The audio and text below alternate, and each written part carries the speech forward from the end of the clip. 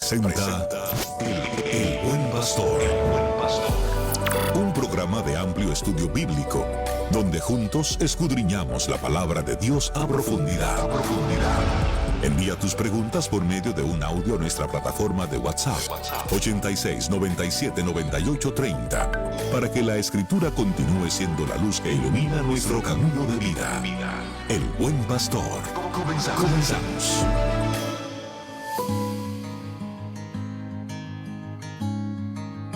Buen pastor,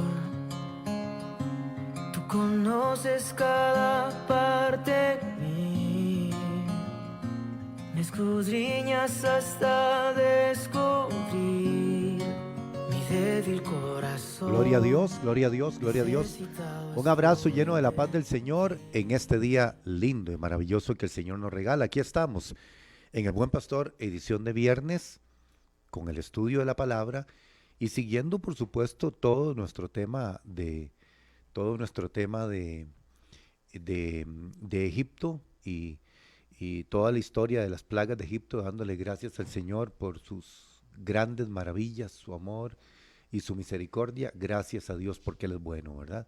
Y porque su bondad es manifiesta en nuestra vida. Hoy estoy con mi querido Sabdiel y mi querido pastor Juan Luis, y juntos vamos a tener este programa, a llevar este programa especial para que todos seamos edificados. Mi querido pastor Juan Luis, bienvenido. Pastor Rodolfo, un saludo especial para usted, para el hermano Sabdiel, para todos los hermanos que nos están sintonizando por las redes sociales y por la 98.3, en la frecuencia modulada. Siempre es un honor compartir esta mesa de estudio bíblico, pastor, esta cátedra y la bendición que significa para nosotros llegar a todos ustedes es la compensación de nuestro servicio al Señor.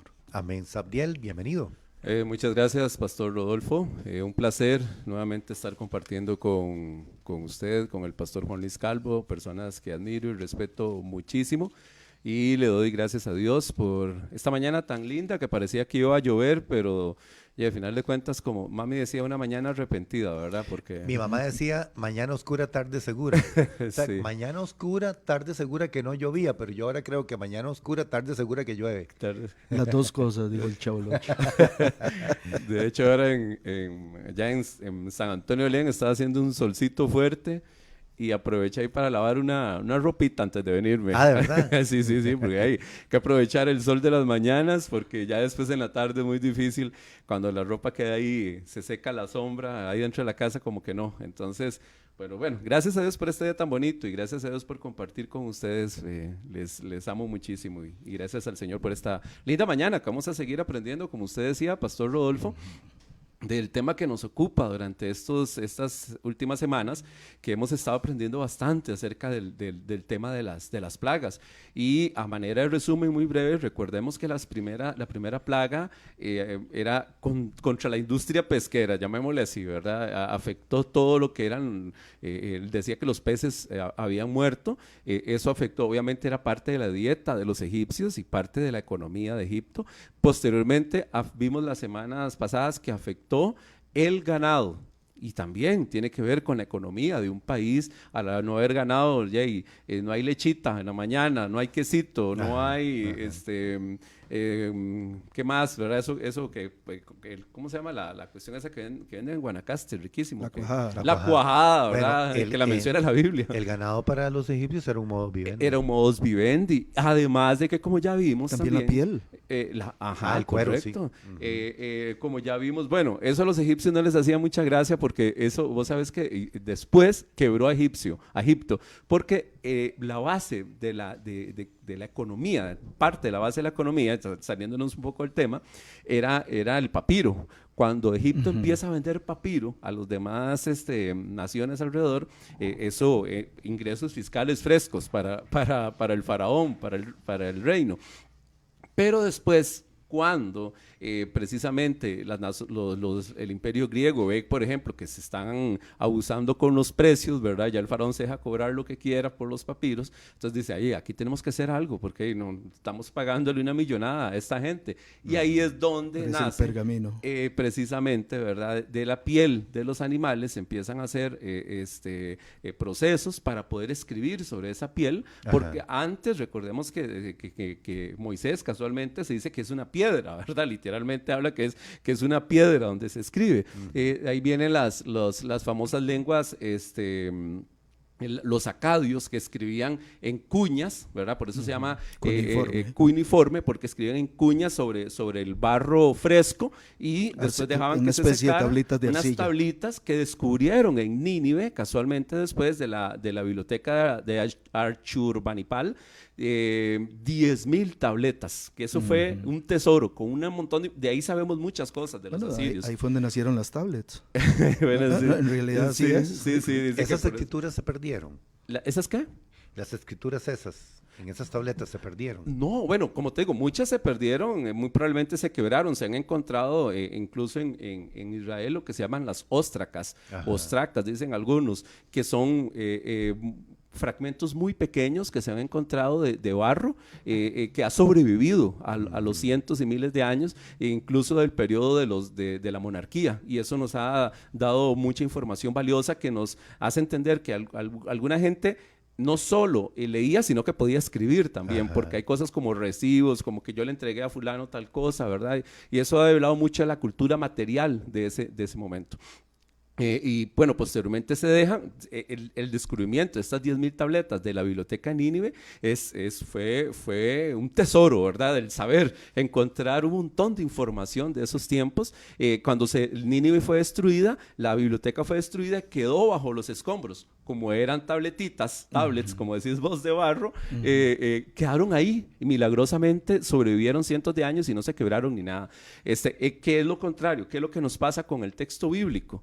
Porque no tenemos la información que deseáramos tener, porque eran materiales que no sobrevivían al paso del tiempo, ¿verdad? Lamentablemente, el escribir en papiros, salvo el milagro de Qumran. Salvo el milagro de Qumran, que sobrevivieron esos manuscritos 2000, desde antes de prácticamente el tiempo de Jesús, que fueron escondidos ahí en la revuelta con Roma, y sobrevivieron hasta 1947, que fueron descubiertos en alrededor del Mar Muerto, en varias cuevas.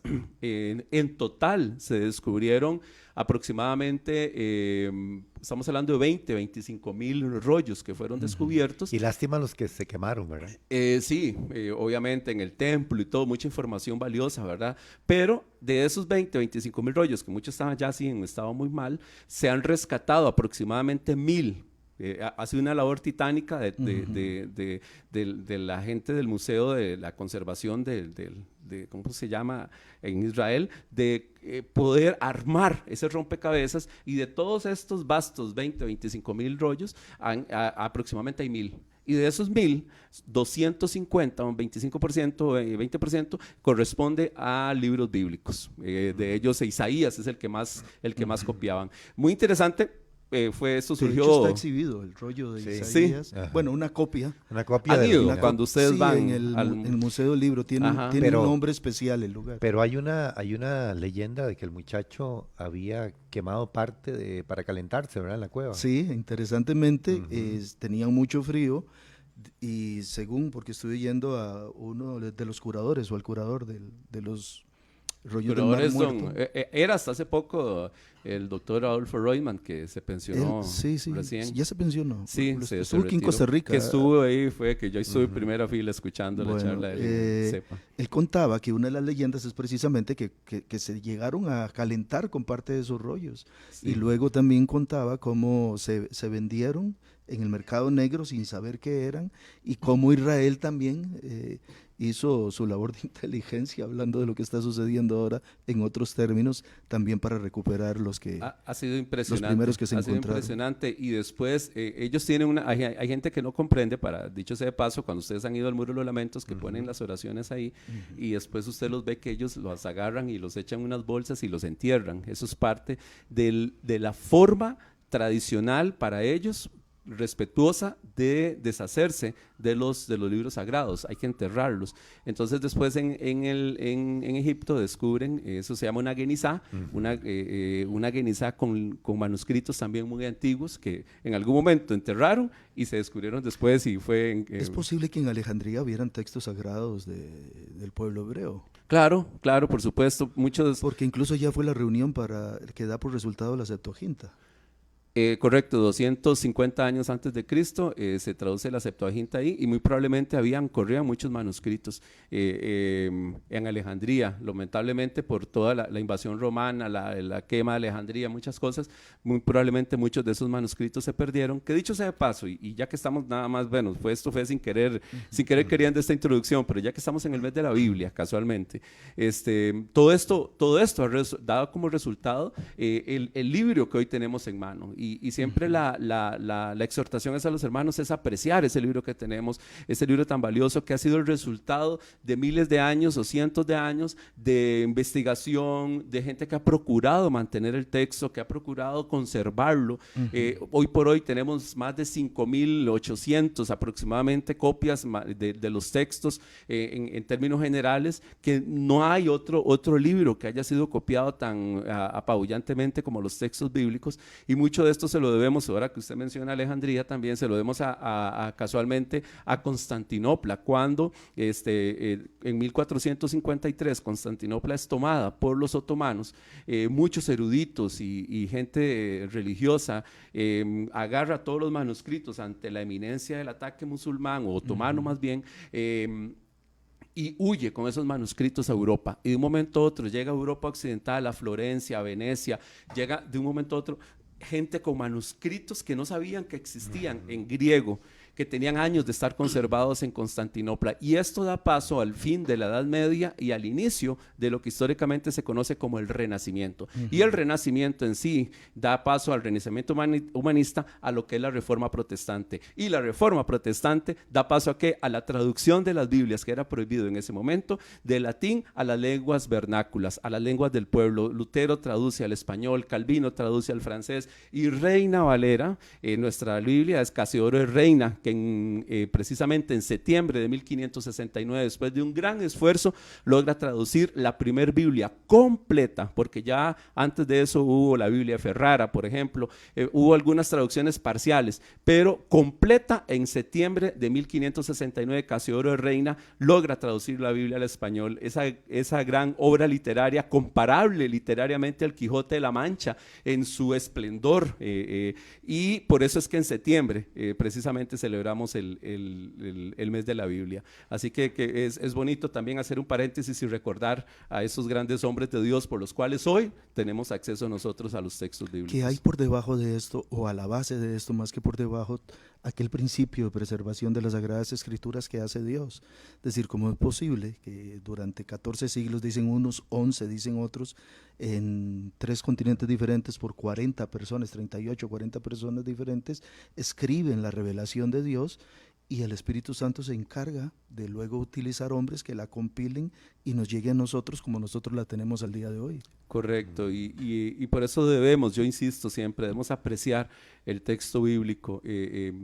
Para mí el hecho de poder tener, así como para el pastor Rodolfo, como vos tenés ahí, el texto impreso, pastor, es una bendición que lo andemos en los dispositivos móviles que cada uno tengamos, y te da mucha facilidad, como lo tiene el pastor Rodolfo, como vos lo haces, como yo lo hago, pero nada, para mí, nada como cambia, el papel. nada como el papel. ¿Para qué? Para estudiar, para ver, para la forma de... La memoria visual, ¿verdad? Esa memoria, todo es muy diferente, correcto. Así que esa exhortación a preservar, a seguir preservando el texto bíblico casualmente. Y seguir no solo preservándolo, sino aprendiendo, que es lo que estamos haciendo aquí, tratando de hacer todos los días a las 11 de la mañana y los viernes también, que estamos ahora viendo este tema, preservar y aprender del texto bíblico. La semana pasada habíamos visto en el tema de las plagas, y estábamos en Éxodo 9, y casualmente vimos la semana pasada al inicio, Pastor Juan Luis, de la plaga. Vimos en la semana pasada, si vos El ganado. estás ahí, el ganado, la afectación al ganado. ¿Y cuál sigue entonces? Las después úlceras. de esta? Las úlceras, las llagas, que decíamos casualmente que es algo que afecta ceremonialmente a los sacerdotes porque no son puros para poder presentar, hacer culto delante de los dioses egipcios. Así que si alguno de los dos tiene a bien, por favor, leerme Dime un asunto, la semana pasada lo dijiste conmigo, estábamos terminando sobre el tema de que quedaban impuros, pero la ley todavía no había venido, y en todo caso la ley era para Israel. Ajá. Pero también se consideraba, Claro. desde tiempo atrás, los ministros de la religión cual fuere, tenían que estar en ese sentido puros. Sí, los sacerdotes egipcios, recordemos que ellos, por eso hemos visto las películas donde ellos Incluso se rasuraban, ¿no? se rasuraban, porque era parte de los procesos de purificación, ¿verdad? Para presentarse puros delante de... Era de- como de una sus dioses. generalidad en todas las religiones. En la mayoría de las religiones del Medio Oriente tenían muchas cosas en común. Por eso valga el comentario que hace el pastor Rodolfo, a veces la gente erróneamente y con mala intención acusa al cristianismo, al judaísmo, de copiar, de plagiar las costumbres de los pueblos de alrededor. Ahora, es el primero, el plagio, como en los textos bíblicos no existe el concepto de plagio como tal en ese momento. No habían derechos de autor o marca registrada ni nada por el Sino estilo. que era la vida. ¿Perdón? Era la vida, era Era la la vida, costumbre, y era lo de a diario. Era común y era muy normal que los textos se compartieran, que los pensamientos se compartieran, así que no era nada... Y más que los textos, la tradición la oral. tradición oral, que las historias que se contaban de padres a hijos, ¿verdad? Y que se preservaban, era lo más normal del mundo. Nadie veía nada malo en eso. No era algo, ay, sí, es que le copiaron, lo plagiaron, ¿no? Eso es un anacronismo total, absoluto, dar ese término a costumbres de ese momento. Y sí, y muchas religiones, como dicen ustedes dos, compartían ciertos principios en común de pureza ante sus dioses. Era tal vez el entorno cultural de la época que era adoptado por las mismas religiones. Por el lugar donde se vivía y todo. Sí, y muy probablemente ya y había un pensamiento en común, como nosotros tenemos un pensamiento en común. Pablo, acuérdense que Pablo habla de una ley que está inscrita, ¿verdad?, en nuestros corazones, ¿verdad? Entonces, Dios siempre ha querido revelarse al ser humano y ha querido darle a entender al ser humano su verdad. Lo que pasa es que nosotros, el ser humano como tal, por culpa del politeísmo, por culpa de la corrupción, que viene incluso desde Génesis 3, ¿verdad? Hemos malentendido los mensajes de Dios y los hemos aplicado las mal. diferentes cosmogonías, en algún sentido, tenían su propia interpretación de cómo fue el origen de todas las cosas. De alguna forma habían entendido o se habían enterado o les habían comunicado que era de esta o cual otra manera, hasta que Dios se permite revelar cuál es la manera tal cual, Claro, la manera en que fue. Hay una verdad que como un chip de la verdad, llamémosle para que en términos modernos, que está en cada cultura y en el corazón de cada ser humano. Hay una búsqueda, hay una intención de la búsqueda de esa verdad. Pablo lo dice en Romanos 2, el testimonio de la conciencia. Correcto, y eso es común a todos los seres humanos, y por eso es común a todos los seres humanos ciertas historias, ¿verdad? Que los llaman mitos, pero no el mito como nosotros lo vemos hoy día, mito o verdad, no, los mitos son una historia contada de forma que las personas lo pudieran entender de acuerdo a las comprensiones de cada uno. Que eran los fundamentos de cada cultura. Eran de los cada fundamentos, es la forma de expresar la historia, con ciertos matices teológicos también para cada cultura. Y esos mitos les son comunes. Nacemos con eso. Y es Dios, para mí, tratando de revelarse a cada cultura de una manera diferente. Pastor Rodolfo.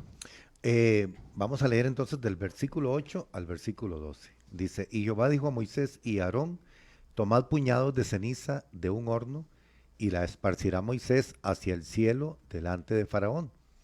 Y vendrá a hacer polvo sobre toda la tierra de Egipto, y producirá sarpullido con úlceras en los hombres y en las bestias por todo el país de Egipto. Y tomaron ceniza del horno, y se pusieron delante de Faraón. Y la esparció Moisés hacia el cielo, y hubo sarpullido que produjo úlceras tanto en los hombres como en las bestias. Y los hechiceros no podían estar delante de Moisés a causa del sarpullido, porque hubo sarpullido en los hechiceros y en todos los egipcios. Pero Jehová endureció el corazón de Faraón y no los oyó, como Jehová lo había dicho a Moisés.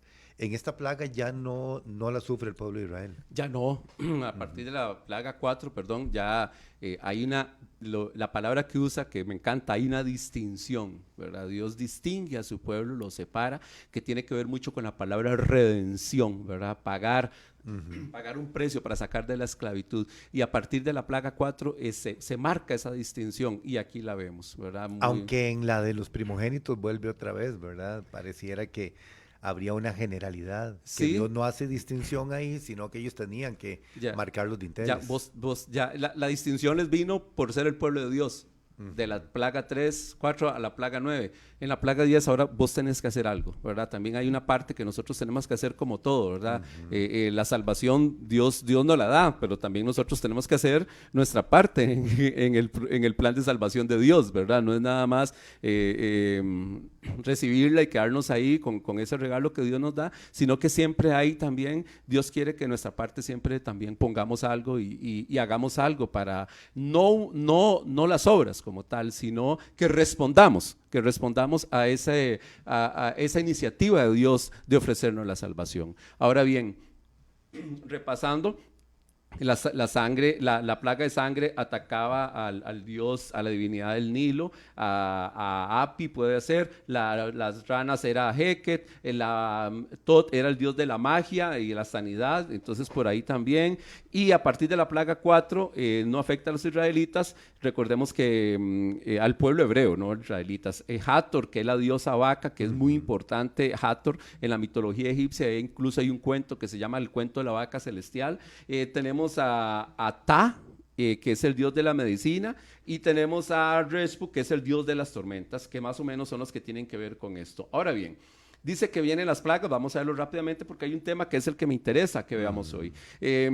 Dice que, similar a los piojos, Dios endurece el corazón del faraón y en esta no da advertencia. Esta es la primera ocasión en que se usa este tipo de palabras después de una plaga. Siempre el faraón había endurecido su corazón, pero este momento dice que Dios endurece el corazón de faraón.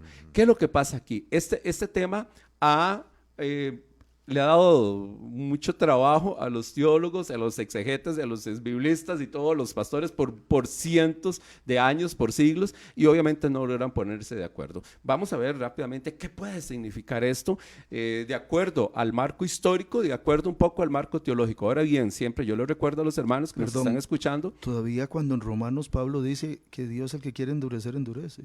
Exactamente, Él tiene misericordia del que quiere tener misericordia, dice Romanos 9, 8, por ahí, no sé, 17 y 18, por ahí andan los versículos. Ese texto complica un poquito el asunto. Sí, correcto, porque Pablo da una luz acerca de esto, ¿verdad? Pero ¿qué es lo que nos quiere decir el texto en ese momento? Eso es lo que queremos llegar en esta mañana. En Éxodo 7, 3 y 4 ya, cuando Dios comisiona a Aarón y a Moisés les dice, y yo endureceré el corazón de Faraón. Que ya ellos lo sabían. Correcto. Ya Dios les había anunciado, yo lo voy a hacer, ¿verdad? Yo lo voy a hacer, y aquí en 9 es la primera vez que ya dice literalmente que Dios lo hizo. Y no podríamos pensar, Sabdiel, que en los otros momentos cuando dice, y Faraón endureció el corazón, era también intervención de Dios ahí, aunque no se mencionara Jehová endureció el corazón de Faraón. Yo tengo una tesis sobre eso, si me permiten. Dale. Mi tesis es que él ya era malo de por sí. Es decir, que Dios está trabajando con una materia prima que no le costó endurecerla. Es decir, ya estaba. Si vemos cómo él actuaba ya en Éxodo capítulo, déjeme ver que lo tengo por aquí, Éxodo capítulo 1, en el verso 16, ya había enviado a matar a todos los niños varones de Israel. O sea, ya era un hombre malvado.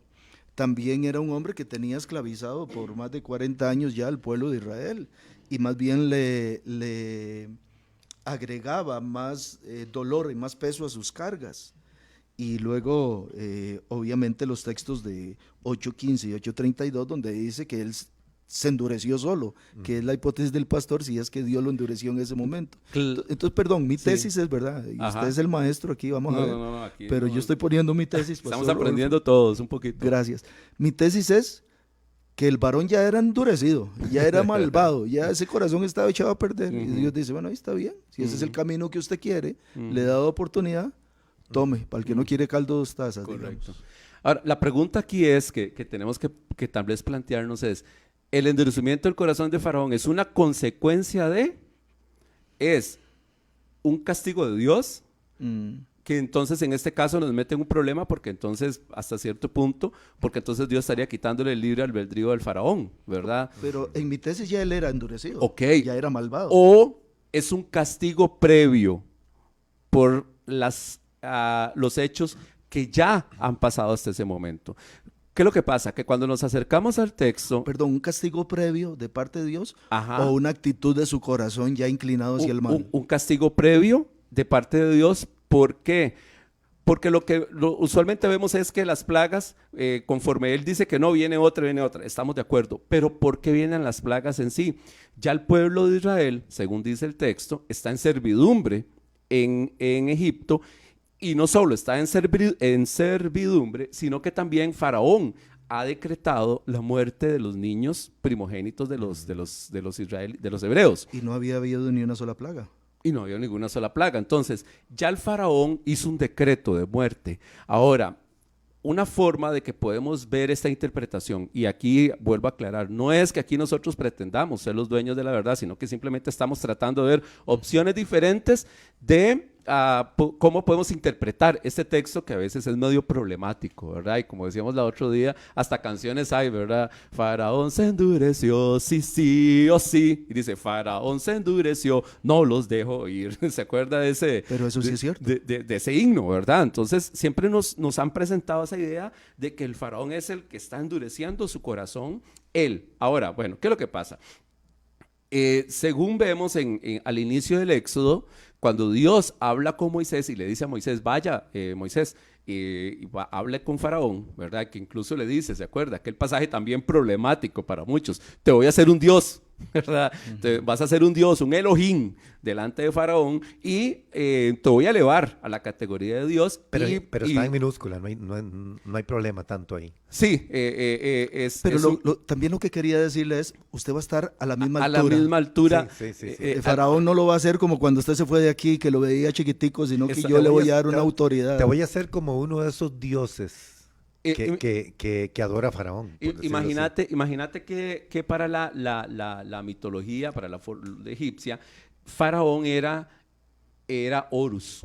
Era Horus encarnado. Horus, según ellos, había sido el último dios que fue Faraón, porque anteriormente, antes de los faraones, los dioses habían sido los faraones, según lo pensaban ellos, ¿verdad? Los dioses en persona, ¿verdad? Entre comillas, en persona, habían sido los faraones del pueblo egipcio. Y de Osiris, cuando Osiris muere, va al inframundo, ahora es el dios del inframundo. Cuando Faraón muere, se convierte en Osiris, y Horus, que fue el hijo de Osiris, entonces es el faraón es el Horus encarnado. Horus, Set, el tío de él lo quiere matar, entonces Horus se esconde en el Nilo para que no lo encuentren y la mamá de Horus lo esconde en el Nilo para preservar la vida de Horus. ¿Le suena esa historia parecida a otro personaje? Claro. Entonces, el texto, ¿verdad? Muy inteligente. El texto los va equiparando. El texto va equiparando a Moisés con la misma historia de Horus. Si usted va a una historia escrita muchos siglos antes, Horus se esconde en el Nilo, la mamá lo esconde, Isis, para preservarle la vida. Y es muy probable que cuando Moisés aparece como el gran libertador, o como es decir, aquí Dios me envió y tienes que dejar ir a mi pueblo, la leyenda de Moisés ya existía entre el pueblo, se hubiera popularizado. Es decir, un niñito que pusieron por ahí, que salió del Nilo, que alguien lo recogió y que debió de haberla conocido Faraón, entonces. Claro, por supuesto. Si vas al texto, pastor, y encontrás ahí en Éxodo 3, creo, 4, 5, por ahí, cuando se presenta el Moisés ante el Faraón y le convierte la vara en una serpiente, ¿ok? Si encontramos ese texto por ahí que Dios le dice, ahora sí, agarra la vara, ¿verdad? O agarre la serpiente, agarre la serpiente. Nos dice el texto, no sé si lo encontrás, que Dios le dice a Moisés que agarre la serpiente, pero ¿de dónde se agarran las serpientes? ¿Ustedes han visto los videos normalmente cuando alguien quiere agarrar una serpiente para que no la ataque? ¿De dónde los agarra? Ustedes han visto esos videos, ahora que circulan muchos videos. Hay que agarrarla de la cabeza. Hay que agarrarle la cabeza. Y Dios le dice a Moisés que agarre la serpiente de la cola. En el 7 creo que es. Capítulo 7. Lo estoy buscando, es que hoy ando sin... Sí, sin mi 7, instrumento. 11 y 12 dice, entonces llamó también Faraón sabios y hechiceros, e hicieron también lo mismo, los hechiceros de Egipto con sus encantamientos, pues echó cada uno su vara, las cuales se volvieron culebras, mas la vara de Aarón devoró las varas de ellos, y el corazón de Faraón se endureció y no los escuchó como Jehová había dicho. Ujú. Entonces Perdón, fue antes. ese Éxodo 4. Es cuando Dios se le revela a Moisés. Dios y le da dijo, la señal. ahora sí. Ah, no, eso es antes, entonces. Extiende la mano y agarra la serpiente por la cola. Ujú. Agarra la serpiente por la... ¿Qué pasa si usted agarra la serpiente por la cola? Y se le va a volverlo a morder. Y vieras que curiosamente en los jeroglíficos egipcios los faraones aparecen con serpientes agarradas ¿de dónde? Por la cola. Por la cola. Entonces vas a las O sea, era una demostración de Dios a Moisés para decirle, usted tiene poder. usted es igual a faraón. No usted es como un aquellos, Dios. ni los magos, ni los O sea, hechiceros de Faraón. Agárrala por la cola, no te va a morder. Sí, Exacto.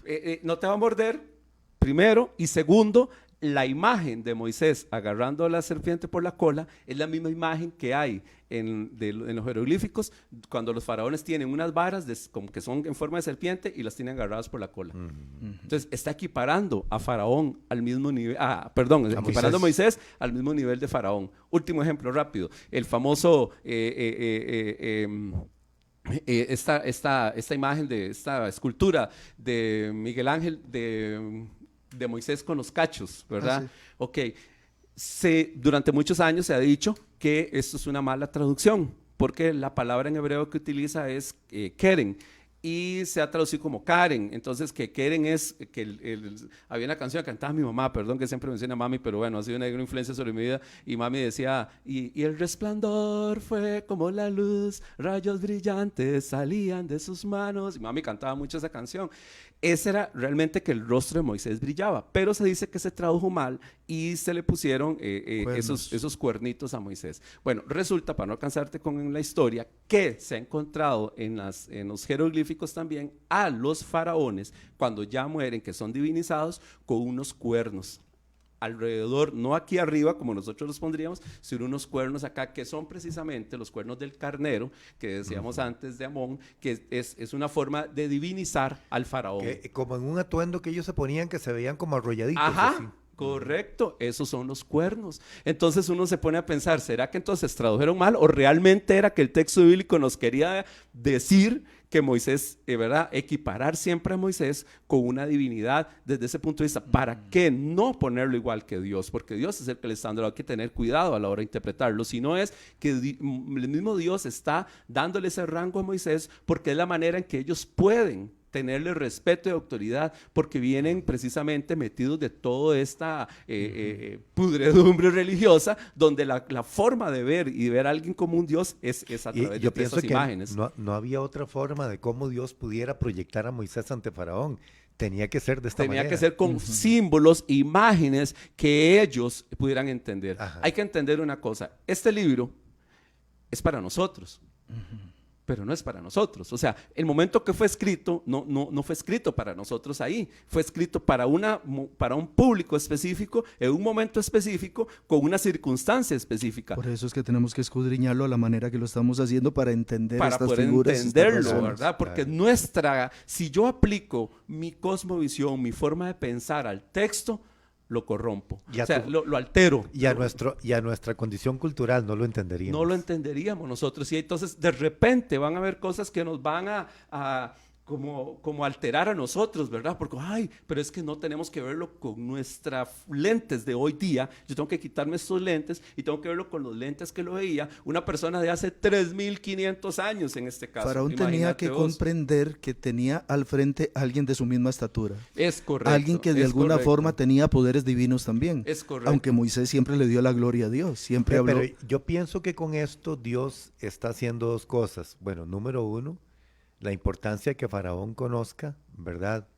Que es Dios el que está actuando y que Dios está poniendo a Moisés como al nivel de que Faraón tal vez al principio lo menospreció, pero que después se dio cuenta que no era así nomás, ¿verdad? El asunto, sino que Moisés tenía un respaldo de un Dios superior.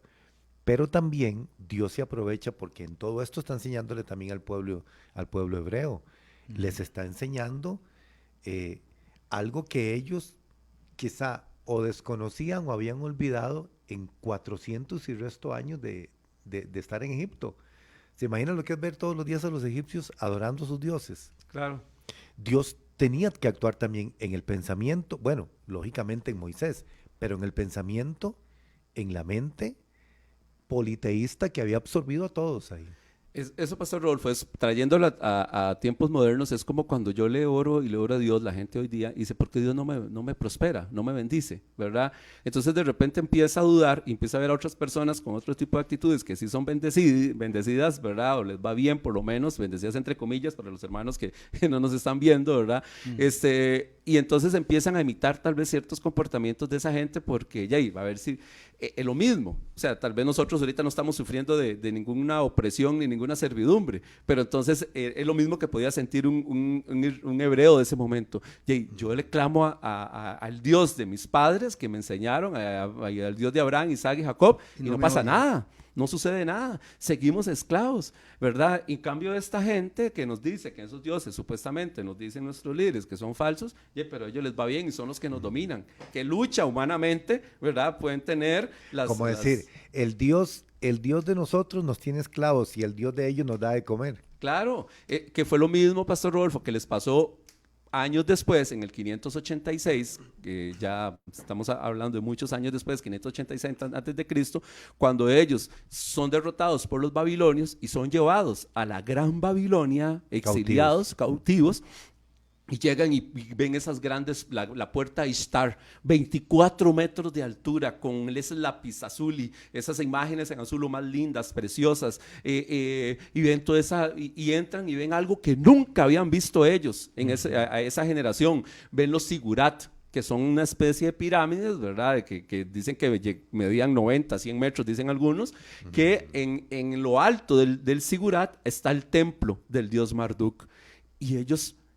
Yahvé fue derrotado por Marduk, entonces, y empieza esa lucha, y es normal de nosotros los seres humanos en ese momento, ¿verdad? Por eso es que después, en Génesis 11, cuando se hace la Torre de Babel, es una forma de una burla hasta cierto punto que hace el autor del texto contra los sigurat que ellos habían visto en Babilonia. Entonces todas estas cosas es interesante poder conocerlas y poder verlas para poder entender realmente el sentido del texto. ¿Qué le decía a esa gente en ese momento y qué me está diciendo el texto hoy día? Pero sí, todos tenemos esas luchas como seres humanos que somos. Pero bueno, para aterrizar el tema, porque ya el tiempito se nos va, entonces la pregunta es, después de las plagas, o Dios endurece el corazón del faraón, ¿verdad? En lo de sangre, piojos, langostas, oscuridad, o Faraón endurece su propio corazón. Son ideas distintas. Uno implica el libre albedrío y otro le pone límites al libre albedrío. Ahí es donde tenemos problemas con el libre albedrío, ¿verdad? Entonces realmente no tenemos una razón por la cual Dios endurece el corazón del faraón en particular. Incluso esa actitud del faraón se ve endurecida cuando, por eso aquí en esta plaga menciona es interesante, porque en esta plaga menciona a los magos, ¿verdad? Los sacerdotes. En las plagas anteriores, cuando Faraón se ve como alentado por los magos a endurecer a sí mismo su corazón. Pero a partir de la tercera plaga vemos que ya ellos son incapaces de duplicar, de imitar realmente la maravilla que Dios hace, el milagro que Dios está haciendo. Y ahí es donde empieza tal vez el corazón de Faraón a partir de la cuarta plaga. Vemos que él empieza a bajar la cabeza, porque a partir de la cuarta plaga él empieza a negociar con Moisés, cuando ya ve que no tiene el apoyo de la magia de los sacerdotes egipcios, y ahí muy probablemente empieza esa lucha del faraón, y es ahí a partir de esta plaga que por primera vez se dice que Dios endurece el corazón. Entonces ahí ya es cuando Dios le dice a Moisés, ahora sí voy a empezar a mostrar mi verdadero poder y mi verdadera gloria al faraón, que fue lo que leyó el pastor Rodolfo ahorita. Porque de hecho, las plagas más duras fueron las 3 últimas, las que siguen, granizo, oscuridad, son plagas muy duras, y la más terrible fue la del granizo, que es después de que Dios, dice el texto, que endurece el corazón del faraón. Sabdiel, ¿y qué deidad está siendo atacada acá en la plaga de las úlceras? Muy probablemente el Dios de la sanidad. Pero todo el sistema religioso también, no tenés ministros, no No puedes tenés, ministrar. sí. Los faraones, todas las mañanas, los sacerdotes tenían que ir junto con el faraón a hacer una ceremonia. Incluso el faraón había una piscina dentro del templo, una piscina pequeña, donde el faraón se purificaba, y los sacerdotes ya estaban purificados, y todas las mañanas iban a despertar a las deidades. Recuerde que Ra venía saliendo del inframundo, ¿se acuerda? Entonces Ra podía, ya amanecía, salió el sol, significaba que Ra pudo vencer a Apophis o a Pep, y que ya salió. Entonces Ra está victorioso. Entonces agarraban había una sala donde estaba la estatua de Ra, y la despertaban, le daban los buenos días, ¿verdad? Le llevaban alimento. Era una forma de iniciar el día. En la mañana, al mediodía, en la tarde, tenía que presentarse ante Ra y hacer ese tipo de ritual ante las estatuas. No podían hacerlo en ese momento, como vos decís, porque ceremonialmente estaban impuros, con llagas, no pueden presentarse. A todo el sistema religioso. Por eso es que los menciona en el texto. Siempre que algo se menciona en el texto, que uno dice, ¿para qué lo menciona? Es porque hay un para qué, ¿verdad? Si dice lo que acaba de leer el pastor Rodolfo, que dice, pastor, que dice que las úlceras afectaron a todos, ¿verdad? Sí, había sarpullido en los hechiceros y todos los egipcios. Todos. Entonces, todos, en hebreo y en griego, es todos, ¿verdad? Incluye a los sacerdotes. Entonces, si dice que todos, ¿por qué necesidad tiene de ¿Para qué mencionar? menciona a los hechiceros como diferenciados? Exacto, porque el texto nos quiere decir aún ellos, ¿verdad? Y el texto quiere que dirijamos la atención sobre ellos también. Si no, no los mencionaría, sería muy evidente cuando se dice Sí, todos. porque anteriormente había dicho, produjo úlceras tanto en hombres como en bestias, pero acá específicamente también habla de los hechiceros. Exactamente, entonces porque el texto nos quiere llevar la atención hacia ellos. Entonces, bueno, hay varias formas de verlo, pastor, para aterrizar esto. Uno es que los comentaristas dicen que tanto endurecer el corazón faraón por sí mismo, que es lo que vos más o menos decías, después de 5 plagas, que Dios, como hizo tal vez Pablo desde allá, es entréguelo a Satanás, ¿verdad? Dice Pablo, ya con él no se puede hacer nada, ¿verdad? No se puede tratar, está en un pecado de obstinación. Entonces que Dios por sí mismo, cuando ya una persona toma esas decisiones de endurecer el corazón por sí mismo, ya Dios Lo suelta. Lo suelta, es la palabra, Romano- lo suelta. Como el caso que nos habla Pablo en Romanos 1. Ujú. La generación que Dios abandona. Y entonces dice que Dios los entregó 3 o 4 ocasiones, Romanos 1, Dios los entregó para que cometan con avidez toda clase de impurezas. Es como decir, Dios les quitó las amarras, ya No, hagan ustedes no, lo que quieran. Y como tras dioses ajenos, ¿verdad? Ujú, Que, ujú. que Dios, y que, por ejemplo, en Jueces, ¿verdad? Que dice, otra vez Israel volvió a hacer lo malo. aquel y ciclo. Dios los entregó en manos El de ciclo María. que hacían lo malo, se arrepentían. Sí, Dios los correcto, los restauraba. jueces.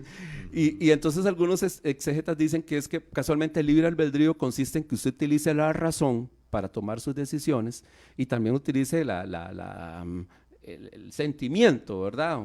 Por así decirlo. Usted no puede tomar las decisiones solo con la razón y no usar su parte, ¿verdad? Que Dios le dio, y tampoco puede tomar una decisión. El Porque aspecto cuando- volitivo. Exacto. Entonces, que dicen que Dios endurece el corazón del faraón precisamente para ayudarle a faraón a tomar una decisión, para que él no se vea sentimentalmente presionado, ¿verdad? Por las emociones, ¿verdad? A tomar una decisión de esas. Algunos lo ven de esta manera. Dios endurece el corazón del faraón para que él no tome una decisión bajo esa presión y fortalecer así su libre albedrío, no bajo la presión y la coerción de las circunstancias. Entonces Dios le hace más difícil la situación y por eso el corazón del faraón, Dios le hace más difícil la situación con las plagas y por eso endurece o fortalece, que es que hay varias formas de traducirlo, fortalecer, endurecer, pesar el corazón del faraón. Entonces, de acuerdo a eso, aún en esas plagas, Faraón pudo haber dicho sí y haber cambiado las circunstancias, pero él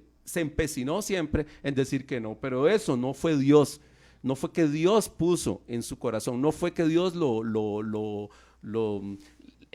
le agarró su corazón y se lo secuestró para que dijera que no, sino que fue Faraón en su libre voluntad el que decidió decir que no. No fue que Dios, que a veces lo que vemos, que Dios lo induce a decir que no, ¿verdad? No es esa la enseñanza, pastor. Sí, no hubo manipulación en ese sentido. No hubo manipulación en ese sentido.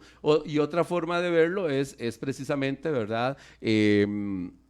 Que eso es una consecuencia de las actitudes anteriores que Faraón había tomado. Ya el juicio de Dios está establecido. Es mi tesis. Exacto, ya Faraón, todo esto que está sucediendo es, ya Faraón, usted... de todas maneras, él era así. Sí, tuvo cautivo a mi pueblo, emitió una sentencia de muerte, entonces yo ahora me estoy cobrando factura. Ya eso es una consecuencia de lo que él había hecho anteriormente, ¿verdad? Entonces, no es porque él diga que no a la plaga, que Dios endurece el corazón, sino es porque ya eso es un dictado, un dictamen de las decisiones que él había tomado anteriormente. Esa es una manera también de que algunos exégetas ven la situación. Y lo otro era pues que es algo interesante que les habíamos comentado la vez pasada, que en la tradición egipcia, cuando una persona moría, y era llevado ante Osiris, el corazón de esta persona. Por eso en los textos, en algunos textos, depende de la traducción que nosotros utilicemos, va a decirnos que que el corazón del faraón se hace pesado. ¿Por qué? Porque recordemos que eran llevados ante Osiris en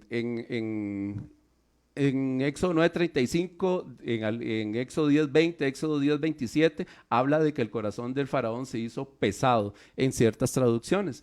Eso es porque el corazón del muerto era llevado ante Osiris y Tot, que era otro dios que estaba ahí, pesaba en la balanza.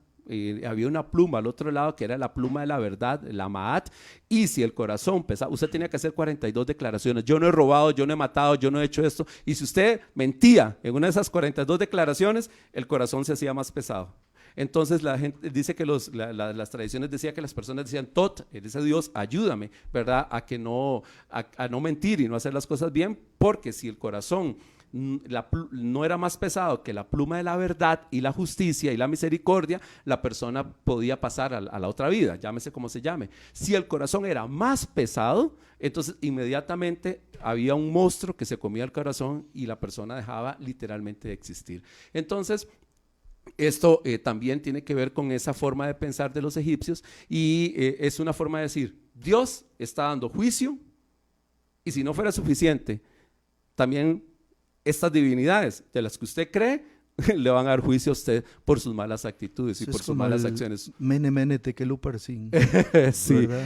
Fuiste pesado y hallado falto, y aquí está en la balanza. Sí. Entonces sí, esto tiene que ver, ya para finalizar, entonces, pastores, tiene que ver con, algunos lo ven, con la presencia y omnisciencia de Dios. O sea, ya Dios sabía de antemano que Faraón iba a endurecer su corazón. No fue que Dios se lo endureció porque quiso, porque le cayó mal el Faraón, porque me cayó gordo, sino porque ya Dios sabía de antemano, en su presencia, en su omnisciencia, que Faraón iba a hacer eso, ¿verdad? Y entonces Dios actuó conforme al conocimiento previo que él tenía de antemano acerca de las intenciones del Faraón. Conforme a la obstinación del corazón. Conforme a la obstinación del Faraón. Hay un texto en Apocalipsis, cuando el Señor está anunciando, Apocalipsis 22, está anunciando que ya viene.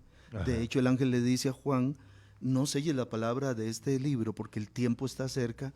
Pero hay un texto, amados, que dice: el que es injusto, sea injusto todavía.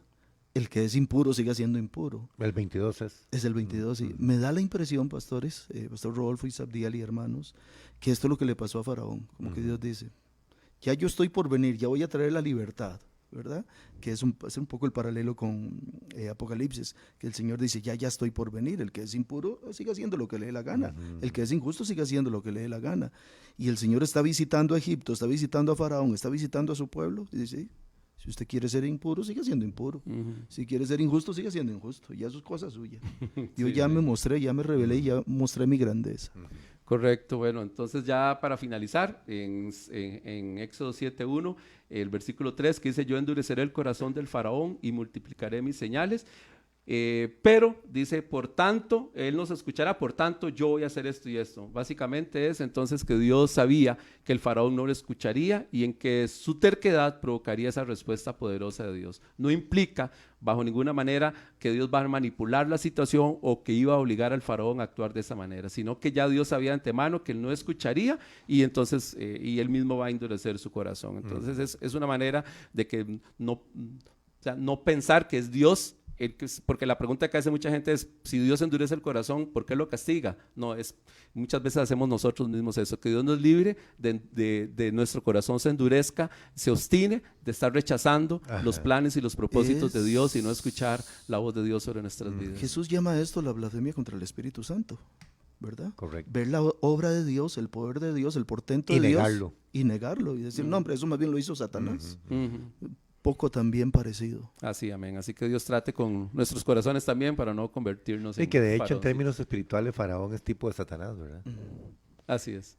Muy bien. Bueno, muchas Llegamos gracias, al pastores, final. que Dios me los bendiga y saludos a todos los hermanos que están ahí escuchándonos en sus casas. Gracias a todos los hermanos. Hoy a las 9 nuestra retransmisión de este programa. Muchísimas gracias por la atención, muchísimas bendiciones y recuerden que siempre firmes y adelante es La orden del Señor. Buen pastor, tú conoces cada parte de mí, me escudriñas hasta descubrir mi débil corazón. Estereovisión presentó El Buen Pastor. Te esperamos en la próxima ocasión para continuar